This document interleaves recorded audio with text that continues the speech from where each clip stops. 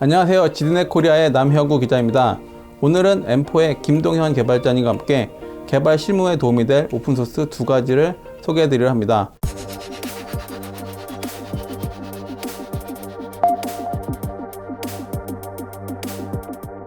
김동현 개발자님 한번 소개 부탁드리겠습니다. 네, 안녕하세요. 개발자 김동현입니다. 저는 M4라는 스타트업에서 풀스택 개발을 하고 있습니다. 오늘 소개시켜줄 오픈소스는 어떤 것들인가요? 네, 오늘 제가 가져온 프로젝트는 총 두 개인데요. 하나는 이제 백엔드 개발자분들한테 도움이 될 수 있는 그런 툴이고요. 나머지 하나는 프론트엔드 개발자분들이 스타일링을 할 때 도움을 줄 수 있는 그런 툴입니다. 백엔드 개발자를 위한 오픈소스는 이름이 어떻게 되죠?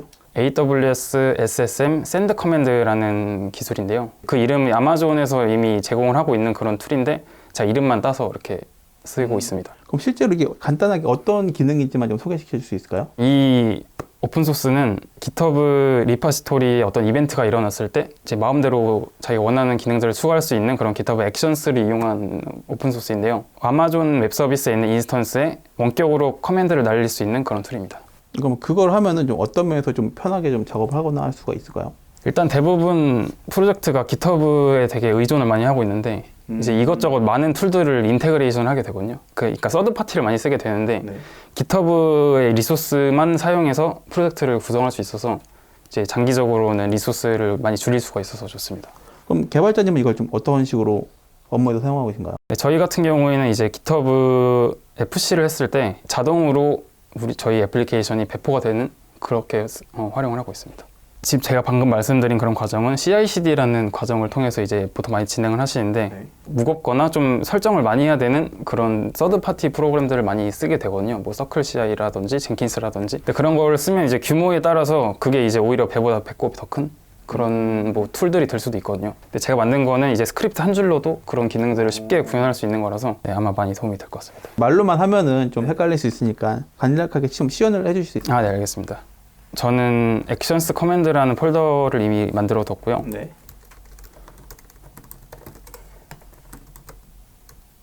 네. 그래서 뭐 GitHub 일단 이걸 쓰기 전에 GitHub 액션스에 대해서 좀 먼저 알아야 되는데요. 네네. 이 GitHub 액션은 루트 디렉토리에 .github 폴더 안에 있는 걸 이제 작성하게 되거든요. 네. 그때 밑에 워크플로우 밑에 이런 야물 파일 넣는 걸로 작동을 하고요. 그럼 간단하게 GitHub 액션스가 뭔지 소개 좀 해줄 수 있나요? 일단 제가 만약 이 프로젝트를 커밋을 해서 GitHub 리파지토리에 푸시를 했을 때 네. 이제 푸시를 했을 때마다 뭔가 저희가 수행을 하고 싶어요. 예를 들어 뭐 슬랙으로 알림을 준다던가 그러고 싶을 때 쓸 수가 있거든요. GitHub에 뭔가 이벤트가 발생했을 때 뭔가 메시지가 전달이 되거나 그거에 대해서 뭐 슬랙으로 문자를 준다거나 그럼 그런 거를 미리 알 수 있는 거네요, 이렇게. 그렇죠. 이제 보통은 로컬 컴퓨터에서 할 수도 있고요. 그런 것들을. 근데 그러면 이제 수동으로 이렇게 매번 해야 되기 때문에 뭐 이제 푸시를 해놓고 화장실을 가는 그런 걸 못 하게 되죠. 네. 약간 자동화 도구라고 할 수 있는 거네요. 그렇죠. 자동화에 많이 도움을 줄 수 있습니다. 일단 GitHub 액션스에 대해서 간단하게 설명을 드렸고요. 네. 제가 한 줄 한 줄 설명을 하면서 프로젝트를 진행해 보겠습니다. 네. 일단 첫 줄에 name이라는 걸 넣게 돼 있는데 이 부분은 뭐 크게 중요하진 않고요. 이제 on 부분이 중요합니다. on 같은 경우는 이제 제가 여기 안에 이제 push라는 명령어를 넣어놨는데 네. 이게 이제 GitHub 리파지토리에 푸시가 일어날 때마다 이 파일을 실행시키겠다는 뜻입니다. 그 밑에는 이제 잡을 넣게 되는데 여기서 저 같은 경우는 아마존 인스턴스에 있는 환경이랑 최대한 똑같이 구성을 하려고 우분투라는 이제 운영 체제를 쓰게 리눅스죠. 예. 네네.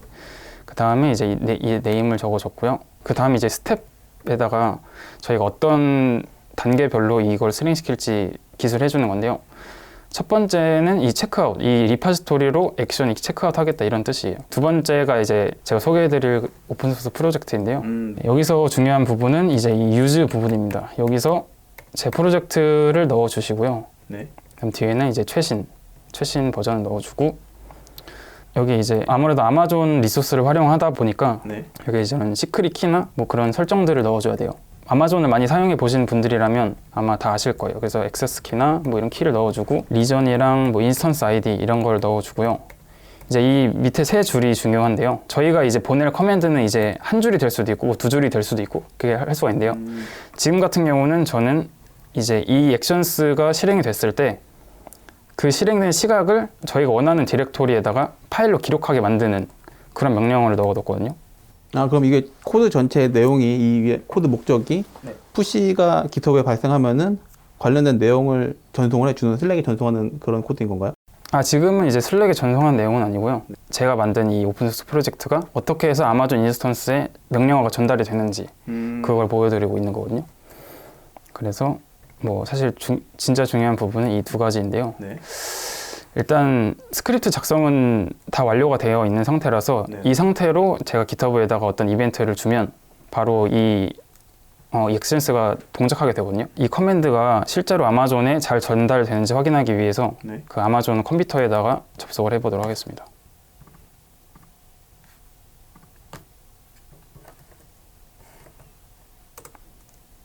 네, 그래서 지금 현재 제가 미리 만들어둔 아마존 인스턴스에 접속을 해 있는 상태이고요. 네.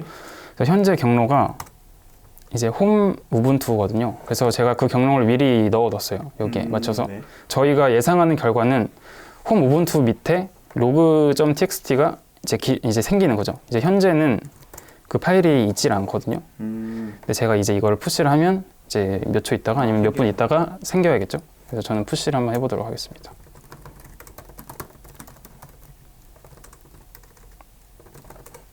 네, 지금 정상적으로 GitHub 리파지토리에 이벤트를 보낸 상태고요. 네.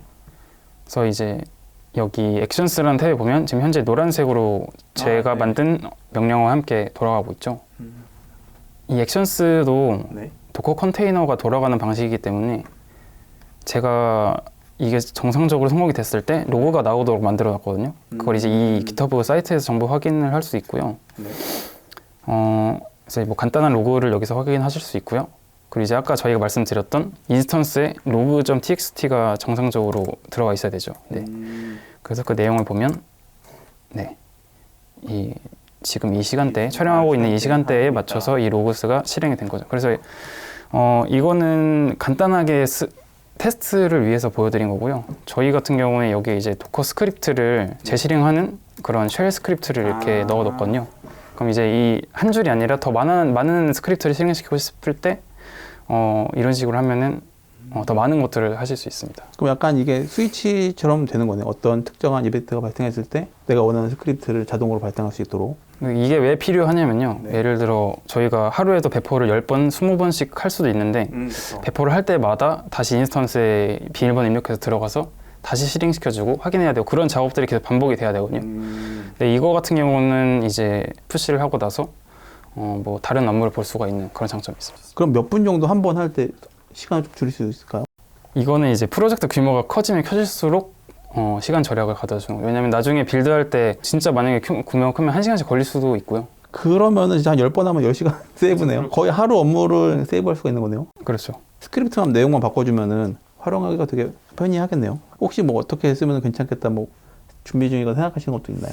제가 이걸 만약에 더 발전을 시킨다면 클라우드 서비스가 굉장히 많잖아요. 뭐 아마존도 있고 구글도 있고 마이크로소프트도 있고 그 세 개의 클라우드 서비스를 똑같이 이 하나로 제어할 수 있는 그런 거 만들고 싶어요. 아, 지금은 그럼 아마존만 지원하고 네, 있나요? 지금 아마존만 지원하고 있고요. 왜냐면 점유율이 제일 높은 게 아마존이기 때문에 뭐 추후에 업데이트 할 수 있으면 하겠습니다. 그럼 사용하실 때 주의사항 같은 거 좀 알려주시면 좋겠네요. 그래서. 주의사항은 네. 제가 이 리파지토리에 적어놨는데요. 이게 제가 만든 그 프로젝트 리파지토리인데 네. 마켓에서 이거를 바로 보실 수가 있거든요. 좀 핵심적으로 말씀드리고 싶은 건 이 키 설정이거든요. 이 시크릿이라는 부분이 있는데 뭐 아마존 키나 인스턴스 아이디 같은 경우는 이렇게 평문으로 넣기가 조금 부담스러워요. 왜냐면 이 스크립트를 누가 봤을 때 그 키를 유출을 될 수가 있기 때문에 그래서 이제 GitHub 측에서 액션 시크릿이라는 기능이 있어요. 그 이용하는 방법은 그 이 액션스를 넣으신 프로젝트의 세팅 쪽으로 가셔서 옆에 시크릿이라는 탭이 있거든요. 그래서 저는 사실 이미 이 세 가지를 미리 만들어 뒀고요. 이건 한번 저장되면 다시 볼 수가 없어요. 그래서 이제 꼭 이렇게 사용을 하셔야 됩니다. 그거 하나가 있고요. 이거를 쓰려면 이 인스턴스에도 이 역할을 달아줘야 되고요. SSM이라는 아마존의 기술을 이용하는 거기 때문에 이 인스턴스가 그 기술을 이용한다는 역할을 달아줘야 돼요. 그 이제 역할을 저는 미리 만들어 놨거든요. 여기에 아무래도 이 커맨드가 저의 신원을 대신해서 실행을 시켜주는 거기 때문에 그 아마존의 IAM을 꼭 붙여주셔야 돼요. 자세한 내용은 네. 저희 이제 제가 만들어 놓은 그 설명을 확인해 주시면 될 것 같습니다.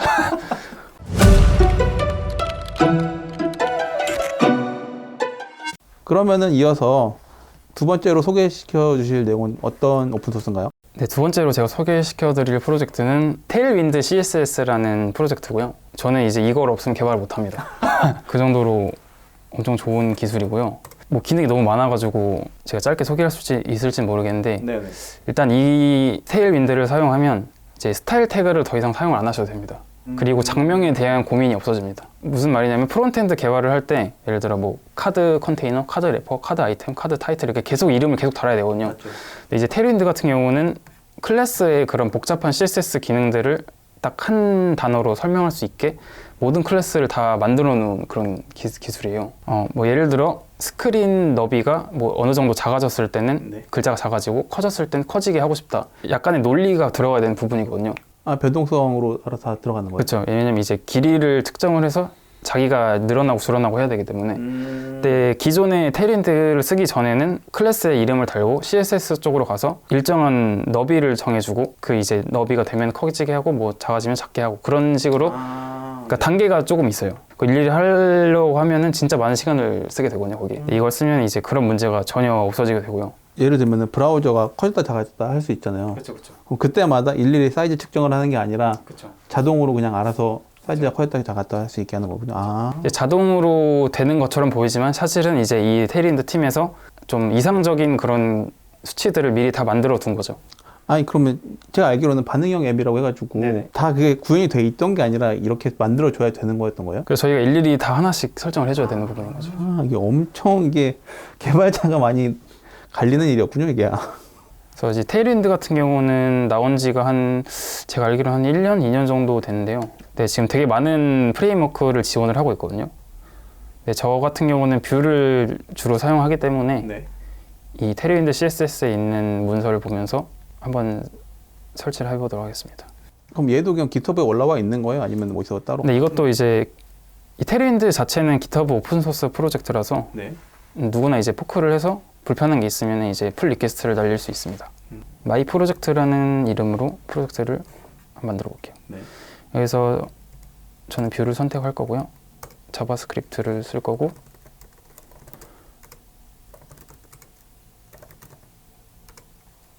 사실 제가 이렇게 소개시켜 드릴 게 없는 게 네. 여기서 너무 잘 설명을 해놨기 때문에 근데 이게 영어잖아요. 이게 한글로 하시면은 훨씬 더 이해하시는 분이 많을 겁니다. 그래서 이제 단순히 설치하는 것만 보여드리면 조금 뭐 문서 보는 거랑은 차이가 없기 때문에 네. 제가 실제로 여기 UI를 띄워보는 것까지 한번 보여드리도록 하겠습니다. 네. 근데 지금 벌써 엄청 파일이 많아졌는데 그냥 코드를 붙여 넣기만 하면 되는 거예요, 지금? 근데 얘네들이 알아서 다 생성을 해주고 있는 거예요. 네.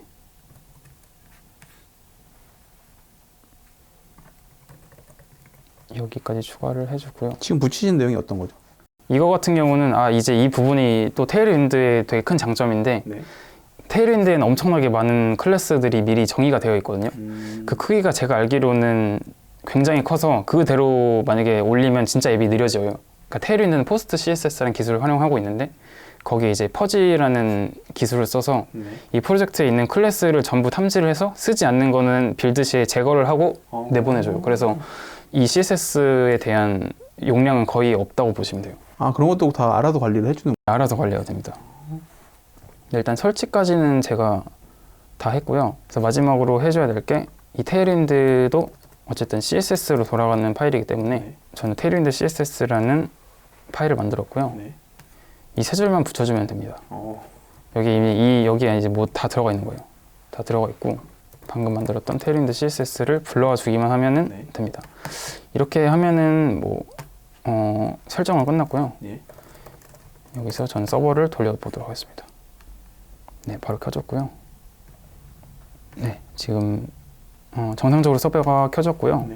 사실 여기까지 들으면 테일윈드가 왜 필요하신지 잘 모르실 수 있어요. 그렇죠, 지금 설치. 네, 사실 뭐 이런 건 달라진 게 없거든요. 네, 여기서 예를 들어 이런 식으로 구성을 할 수가 있습니다. 전 이제 여기 있는 걸 전부 다 지워볼게요. 이제 이런 빈 상태가 되겠죠? 네, 지금은 다 빈 상태가 됐고요. 빈 공간이 됐죠. 네, 제목을 제목을 입력해 주세요.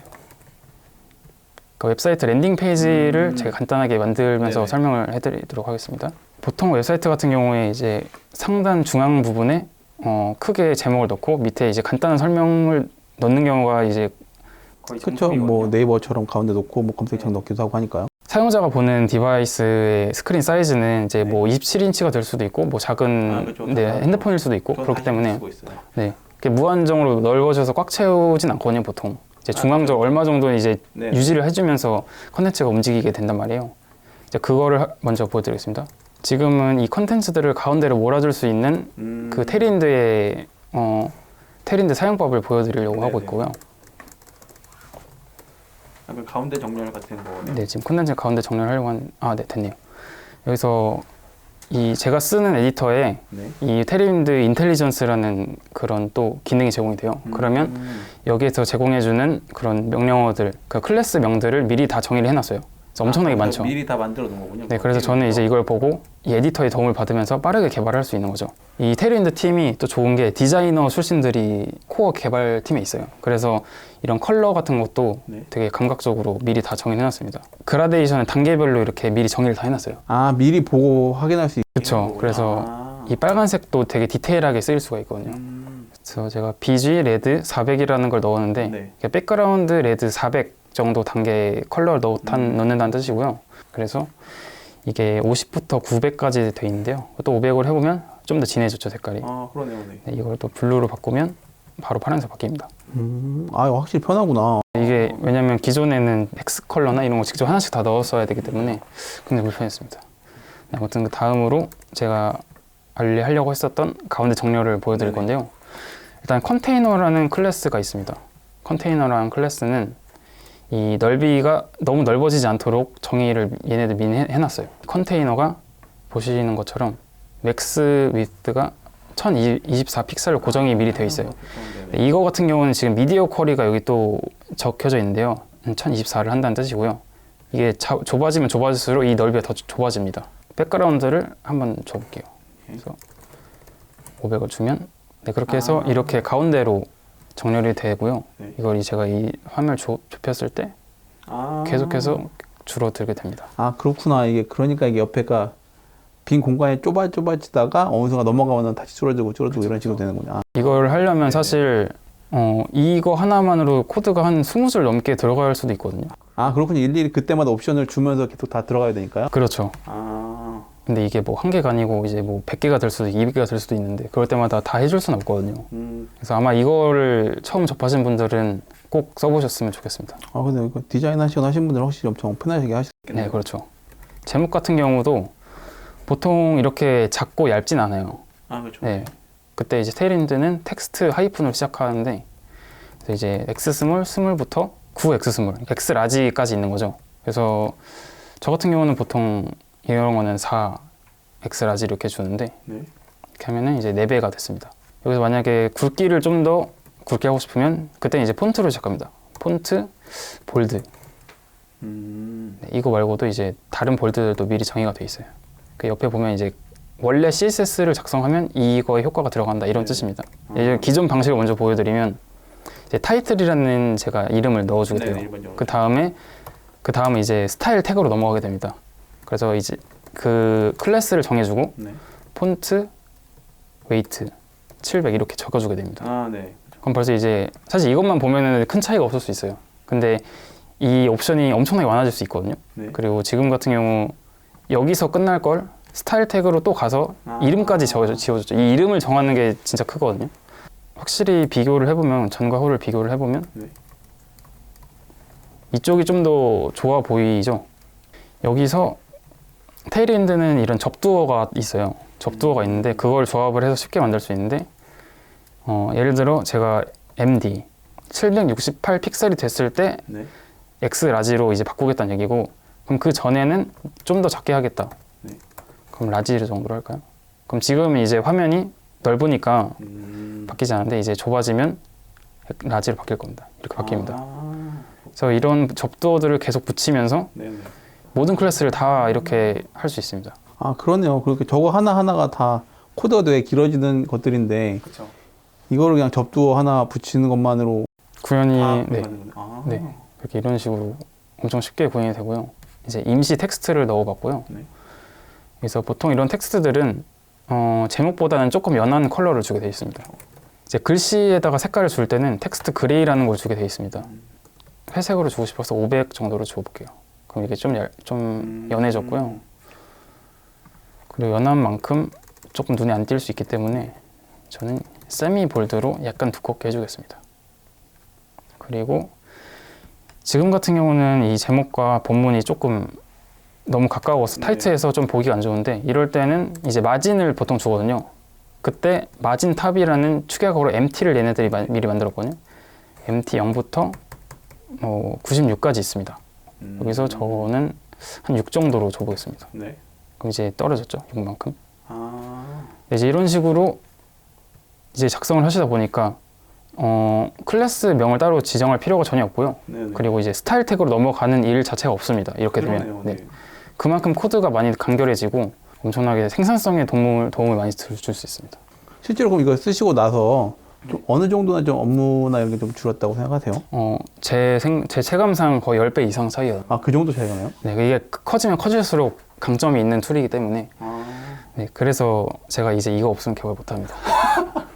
그럼 혹시 사용하시는데 뭐 사용하시는 뭐 주의사항 뭐 이런 게 있을까요 혹시? 사실 이게 GitHub 스타가 4만 개가 되는 그런 큰 오픈 소스이다 보니까 거의 이슈도 바로바로 수정이 되고 그래서 사실 사용하면서 크게 문제가 될 건 없고요. 이걸 처음 보신 분들은 이 클래스들이 사실 이 스타일 태그는 엄청나게 많거든요. 그래서 그거를 좀 익히시는 게 좀 시간이 걸릴 수도 있어요. 기존에 내가 알고 있던 그 이름들이 얘네들이 뭐 축약을 해놓거나 바꾸는 경우가 있어요. 그럴 수 있죠. 네, 그런 것만 이제 주의하시면 될 것 같습니다. 그리고 또 잘 안 쓰는 것들은 제외를 시켜놨어요, 얘네들.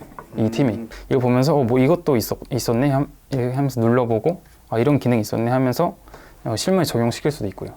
혹시 그럼 생각보다 좀 이거 괜찮다 싶은 기능 같은 게 있을까요? 이 필터라는 기능이 있어요. 백그라운드에 색깔을 줬을 때 이 뒤에를 투명하게 줄 수 있는 기능인데요.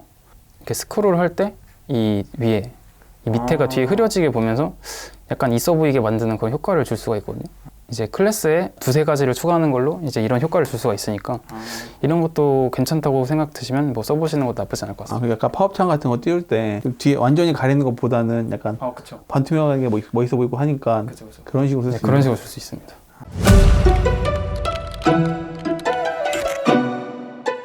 오늘은 M4의 김동현 개발자님과 오픈소스 2가지에 대해서 알아봤는데요. 오늘 시연한 내용 2가지가 개발자분들과 그리고 개발자를 꿈꾸시는 분들에게 도움이 됐으면 좋겠습니다. 감사합니다.